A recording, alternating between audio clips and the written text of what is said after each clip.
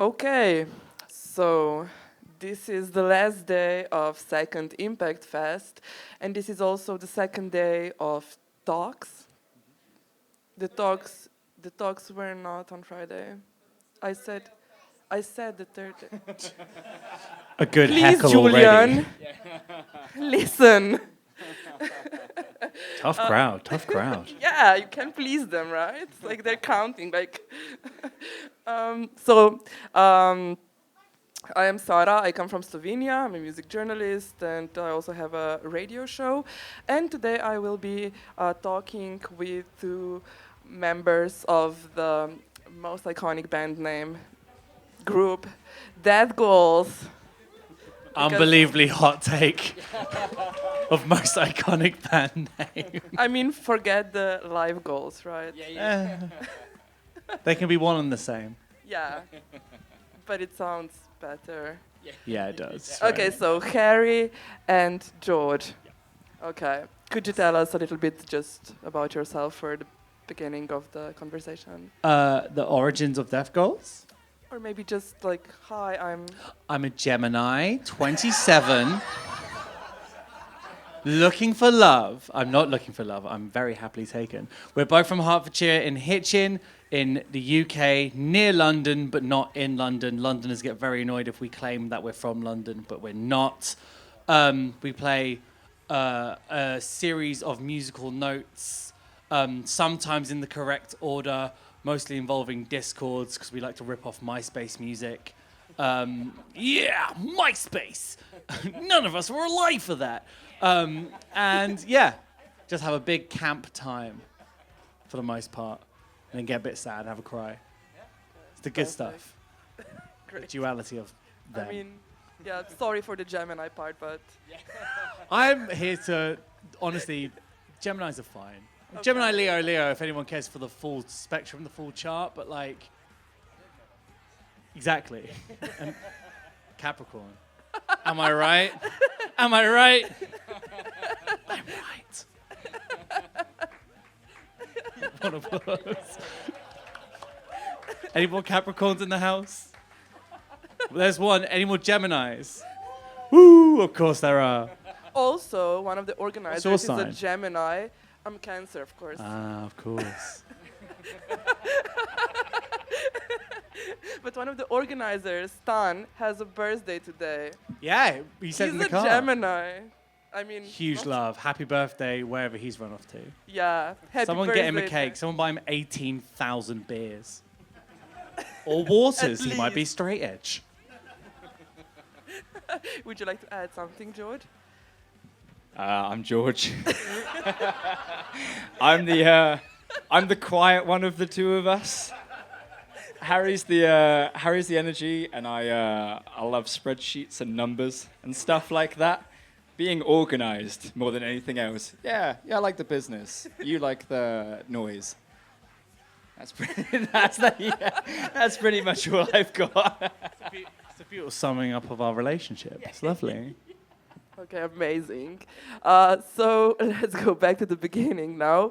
I'm really interested on how you two met. And maybe if you go back a little bit, what was the scene like when you were growing up? So before maybe you met each other and formed this beautiful alliance. So I formed deathgoals in my second year of uni when I was in London. My old math rock band was sort of on its last legs, and I wanted to make music that sounded like The Chariot and Dillinger Escape Plan and all these other horrible, discordy, yucky things. And so I found my friend Will, dragged him kicking and screaming into the band, and then I went through 4 different drummers between a couple years before finally ending up with young George, who has stuck it out the longest. We lived down the road from each other. We played in a power violence band called Chinned together. Woo! My math rock band opened for Grog's emo, twinkly math rock band back in the day. So we've been aware of each other, like 2 moons circling each other, just aware, and now we've collided and formed a planet. Brian Cox type beat. It's smashing it. So yeah, and then deathgoals has just sort of taken off since then. Taken off. We play shows. So you come from near London? Yeah, near London. But you Hertfordshire. went to listen to music to London, or? Yeah. We're constantly going to shows in London. Yeah. A million and one venues. The scene is amazing in London. It used to be a bit more closed off, and it's become a lot more open to all forms of various lovely, strange music, and we love to see that. The whole of the UK is actually very good for it currently. Like, you've got a lot of good pockets, a lot of good collectives. You've got Theo in London, who puts on fucking amazing shows. He's always been very kind to us. You have Liverpool and Manchester. There's a very good scene in Scotland. There's a very good scene in Bristol, where Knives are from. Brighton, BN1 Collective, Burning Water. They do fucking amazing bits. Like, the UK scene is unbelievable at the moment. It's become very open, very accepting of all forms of silly music, whatever you want it to be. Okay, but so growing up, would you listen to same kind of music, or? Yeah, I think so. I think that, like, when Harry and I first properly met each other, it was kind of we met under the premise of playing in basically like American football rip-off bands, and then we realized quite quickly that actually we love breakdowns. And it was like, from there it was like, and like, you know, before I was in deathgoals, I've been in deathgoals for about three years now, I want to say, and I was like, obviously it being a local band for me, like, I was a huge fan. There's this really great picture, actually. Maybe it must have been at least two or so years before I joined the band, where I put deathgoals on in our hometown, and it was like the most shit show thing that's ever happened. I've not put a show on since. But there's this picture of me doing the spin kick over Harry whilst Harry's like laying back. It's like the hardest fucking picture you'll ever see. And like, from there, I think that kind of almost became like a bit of a spark of like a talking point when we were playing in the Power Violence band together. And, you know, my old band were going to take deathgoals on a tour, and then COVID happened, and then kind of just through conversation, I was like, I really want to join your band. I can't really play the drums that well, but but I'd like to join anyway and see what happens. And here we are in, I was going to say sunny Italy, but it's raining, so. It's the state of mind. So Yeah. it's la dolce vita. It's always sunny and. Okay, so tell me about the name before we move on. Do you want the real answer? Yeah, The real please. answer is that I thought Death Grips is really cool, but let's change the words. DG works very nicely. The consonants work very nicely. So death. And then I thought, oh, it's really like deep, like clever, like pun on like life goals. I mean, like very like emotionally like not well at uni. Being like, yeah, death goals, fucking sick. But in hindsight, I would probably name the band a different thing now. I'd probably find a better name. The Lavender Scare was another name I had out. Feels a bit more tying to the queer roots of us, but c'est la vie. We're here now. It's on too many t-shirts to change. Perfect. Okay, so you're just the two of you are playing. I've seen you at Roadburn this year, and I must say it was one hell of a show. Thank you very much. You produce such an amazing sound, and there is so much happening on the stage, and also under the stage. You are a great performer in the sense how you can just like direct people what to do and how to Thank you, move. that's very And so kind of you. you masculine mushers go away now. Yeah, man. They've got enough bands to Yeah, fucking mosh you to. exactly. You, yeah, you. Like That guy was sick though. So this one specific guy was going so hard the whole set, and he was very lovely, and he was full of so much love, and it was gorgeous. But I was like, just go away for like 2 songs, and he's like, okay, yeah, I will. Then he came back to the second set we played and was going equally as hard. I was like, cool, thank you for coming back. I'm gonna point you out again. Go away. Just like let other people have their moment. Like, we get a lot of like trans people coming to our shows, a lot of femme presenting people, a lot of people of color who don't get the opportunity to dance at the shows. I know I didn't get the opportunity to dance at shows as a more sprightly young youth, and I got knocked out at a show once, and I have that built-in fear of that sort of stuff. And whilst hardcore dancing is part of hardcore and part of the joy people share and express themselves, you can do it responsibly. You don't need to be the hardest person in the room taking names and hitting faces when other people can just shake some ass at the back and have a really nice time. And people at the back aren't engaging with that. You don't need to run to the back and kick them. Like, it's a very basic form of respect to another human being. I just don't really get it. So yeah, if we can make our shows a place where people can, of all creeds, can come and have a dance, that's the fucking best thing in the world. That's what hardcore's about.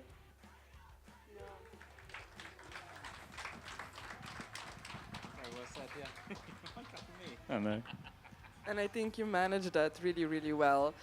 Since we already started talking about importance of like a little bit, trying to make safer spaces for all, so for queer people, trans people. What kind of response do you usually get? Is it usually like a throat burn that people would just like do whatever and like make it, or do you find yourself sometimes struggling with that aspect? Very rarely do we find ourselves struggling with that aspect. We've been very fortunate in that response, that our sort of identity and our politics have been as warmly received. Obviously, it's not always the case, and there are other people at shows who might not get that same level of respect. We are, for the most part, we're both white, we're both cis passing men, boy folk. There are bands are all femme that will not get the same respect as we do on stage just because of just how we look, which is obviously fucked if you're a person of colour. You might not get the same respect from just like the booking agent or whatever. Like, there are basic elements like that which are constantly in the throes of being thwarted and dealt with, and that's what these sort of shows and these collectives are all about. I like to think like DIY music should be for those who don't get the opportunity, for those who aren't able to make their voices heard, Any thoughts on that? I sort of ran amok. That's right. I think the other thing with that as well is like, because we've not ever, it's not like we're in a place where we pick and choose, Who the fuck has a Delafair ring? That's sick as hell. We could have had it all. That was so wonderfully placed. Oh my god, sorry. I couldn't let that slide. That was amazing. No, I think because we don't like because we don't like, for us it's way more, our queerness is way more than just the show and the band and the music that we write. It's literally every day, and it's the lives that we live. And I think that needs to be truly as authentic within ourselves. We need to make sure that is something that we portray always. Like, we if we played a show and there was a couple hundred people in it and everyone's kicking the shit out of each other, it doesn't matter in that stage whether the show is good. We have a responsibility as a band to be putting those placeholders in. Like, we can't pick and choose on that. It always has to be genuine and from the heart. And I think that's something that we've always, I think, like, especially when it comes down to sometimes like the lineups that we've played, since we first started into where we are now, we've very much catered the shows that we play and we jump on, and we'll be offered things, and if it doesn't seem right for the audience, like our audience that we want to bring to the show, we won't take the show, because no matter how good it might be as an opportunity for us, it's about the people who are watching it. Like, it's not about us at the end of the day. We're just there to make some fucking noise, and that's the be all end all of what it will always be for us. Yeah, what you said. And so, how would you describe, maybe in addition to that, like London scene or where you're coming from, when we're talking about queerness in heavy music? Because it's like, it's getting presented better, I guess, also in the more popular culture 100%. And with Pride and all that. But in heavy music, it's still a little bit different. I mean, I come from Slovenia, so our heavy music scene would always be a little, will always still be a little bit more old schoolish. So in that sense, I cannot imagine it like, definitely not like Roadburn that it's like. Fortunate that there are more promoters like Theo who are putting on better mixed bills with more people on it. It's not like a thing you're doing out of a pity. It's a thing you're doing because there are fucking sick bands that feature those people on. That's the main thing. You're not making it a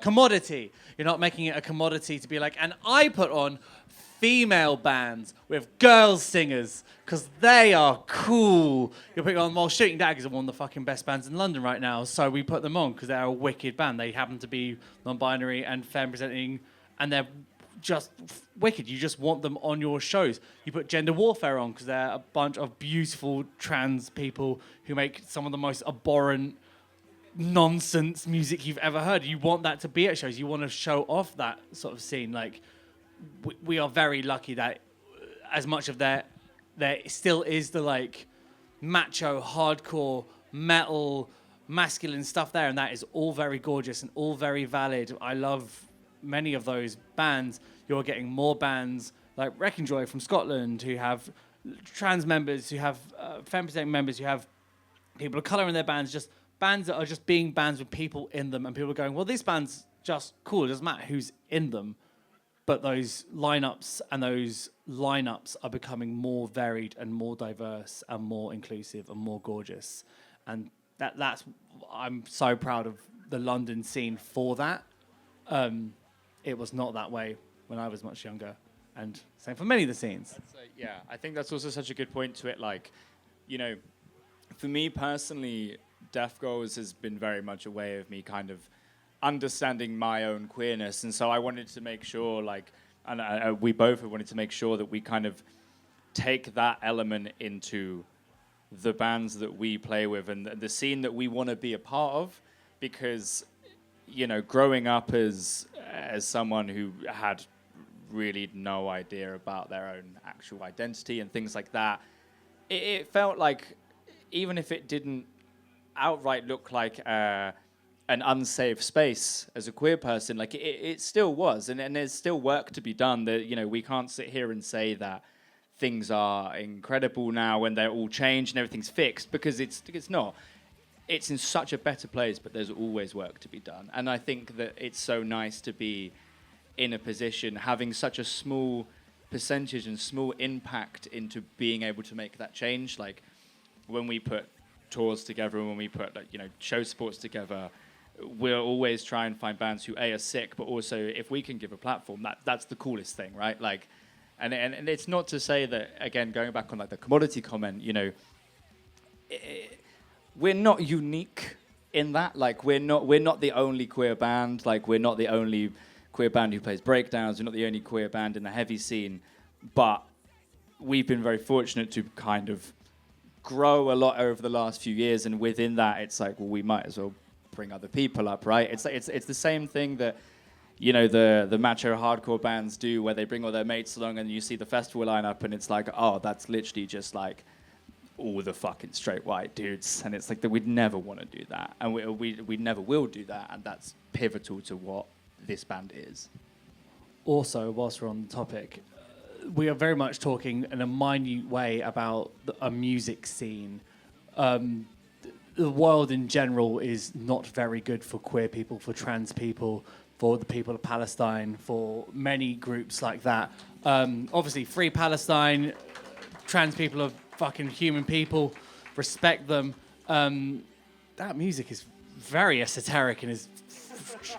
The ADHD is not working with here when I'm trying to make a very glamorous point, but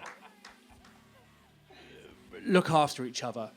That's the main thing we can do. A music scene is one thing, but actual human beings is another. Yeah. More love in the fucking world. Look after each other. Fucking ceasefire now. Real as hell. So would you say that these are also the main topics that you would cover with your music when it comes to lyricism and... Yeah. I think so. When I first joined the band, it was very much like I say, because it was COVID, we were good friends, but we weren't like, we weren't super close, and we spent a lot of the time writing our first record over the pandemic, kind of having those conversations with each other, being like, they're like, are you good? Not really sure, because actually this time of reflection has made me identify and realize things within myself. And so the first record was, it was pretty much just about being depressed. So, and then when we got to the second record, and it kind of, I think we both, and the word that I think describes it best is flourish. Like, we both flourished in our identities, and from self, and also just like outwardly. And so it felt very necessary to be able to give ourselves a voice that neither of us really had in the past. And so it's not necessary to say like every record we write from now on is going to be entirely about us being queer, but it's so important to us that there's always a little element, whether it's us talking about mental health, whether it's us talking about addiction and things like that. Like there's always a part of it that comes back to the most important thing in our lives, which is identity, and that identity just happens to be queer.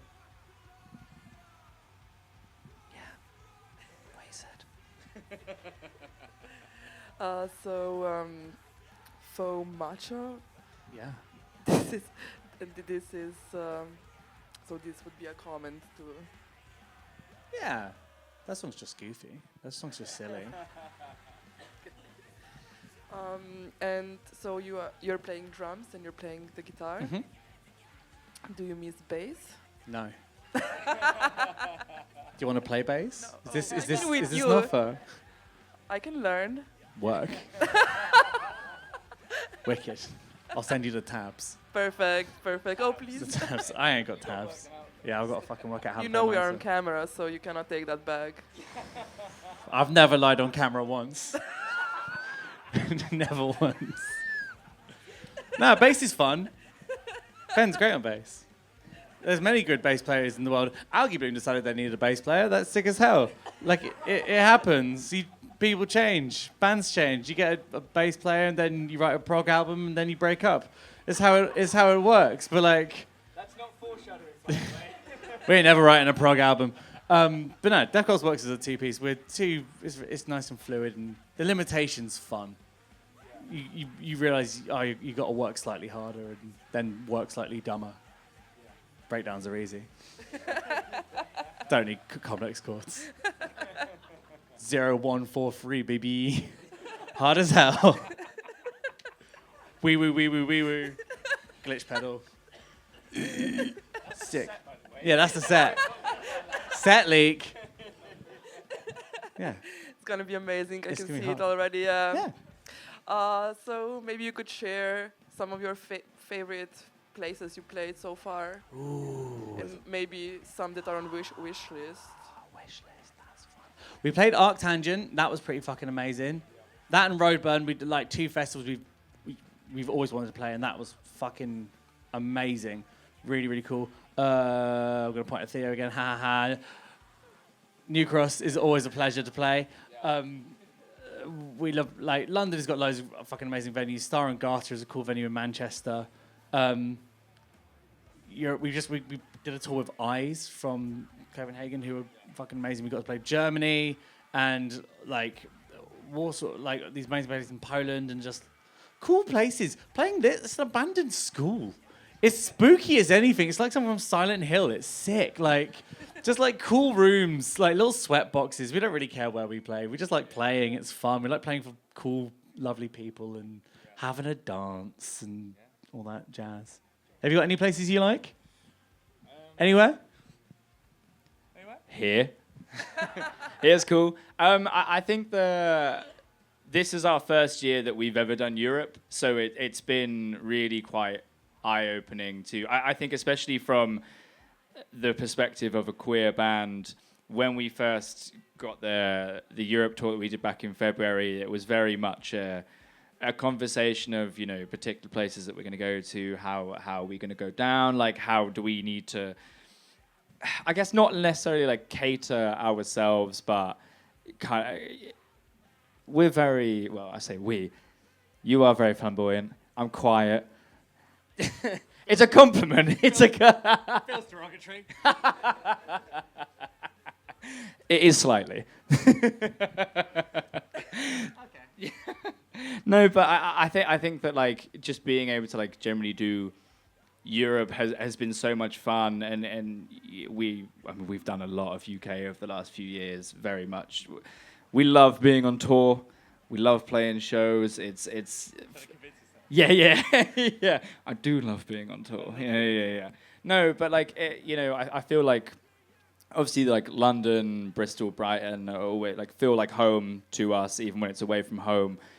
But we've found generally across this year doing Europe that it's like there's really something special in there, and it's just great. It's great. I mean, wish list wise, the States, but that's a lot of money. That's so much money. Play Hellfest? Yeah, we play Hellfest. Hellfest would be fun. We got Kill Switch breakdowns. We watch that DVD every year. Sick as hell. Yeah, when I formed this band in 2017, I never thought we'd do Europe. I just thought we'd play a lot of shows in London and then disappear into the ether when I got a real job. But stuck around. And now we get to Europe. We get to meet lots of gorgeous faces and play in abandoned schools. It's the best. Love playing hardcore. Amazing. Yeah, you're so, yeah. Again, I would want to say that you're so good at it, but like I think I'm running out of compliments to No, Yes, keep going. I'm just going to repeat myself over and over again. Don't be shy. Give us some more. It's nice. I love a compliment, me. Any more bands you would like to... Metallica.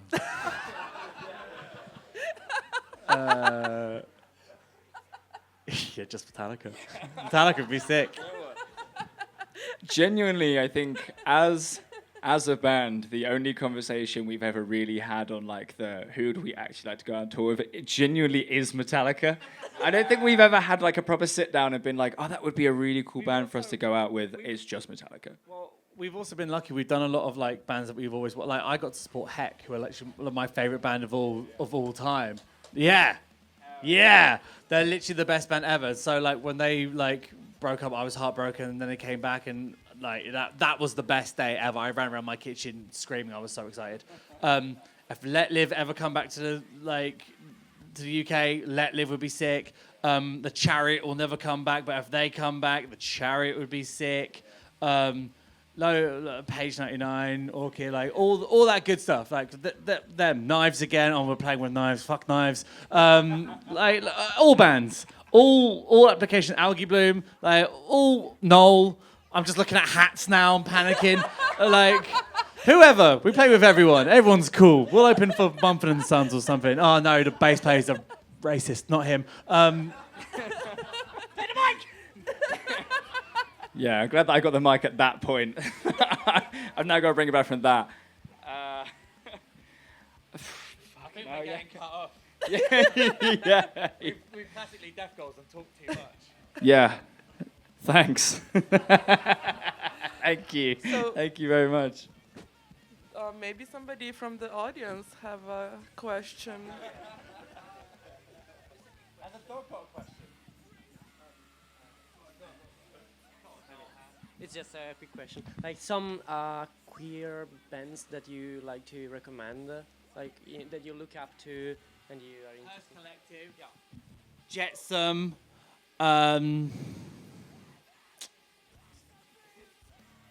Limp Wrist, obviously. I don't know. It's kind of nice. Nice to be involved, isn't it? No longer a band, but Gay Panic Defense from Scotland. They're fucking sick. Like they've got a really cool tape out. Find that if you can. Yeah. Fuck. Yeah. I mean, from a UK perspective, big up fucking Knives. They got hella queer members. That's the fucking gang. Good Cop. Big up Good Cop. That's the homies. Like you said earlier on as well, Shooting Daggers. Best band that's ever been. That's real. That's real. All of them. All the queer bands. Ash Inspire. Yo, Ash Inspire. Sorry for- 100. No. You play bass for us now. You can join in. How did it feel when you joined deathgoals? Best day of my life. Hell yeah. I really hope the dog's got a question though. I'm not like joking. Like that dog better have a question. Favorite dog treat? Dog's gone. The dog's walking out. Dog's had enough. Let's wrap up this puppy. Okay, so if we have no more questions, I'd like to thank you at this point for thank taking you. your time for this Thank you so much. amazing interview. Hey, anytime. you. Go watch everyone who plays tonight. Spin, kick, jump off stages. Give each other kisses. By We're Dead hardcore Goals forever. Kittens. Yeah, buy us kit. Yeah, buy us a kitten. I mean, you have a kitten on. Oh yeah, we do. We've got no merch. But you can buy. I have your T-shirt with me. Oh, sick. Buy that shirt. Buy off our basis. Yeah, buy off our bassist. Buy my shoes. They're fucked. Thank you very much, everybody.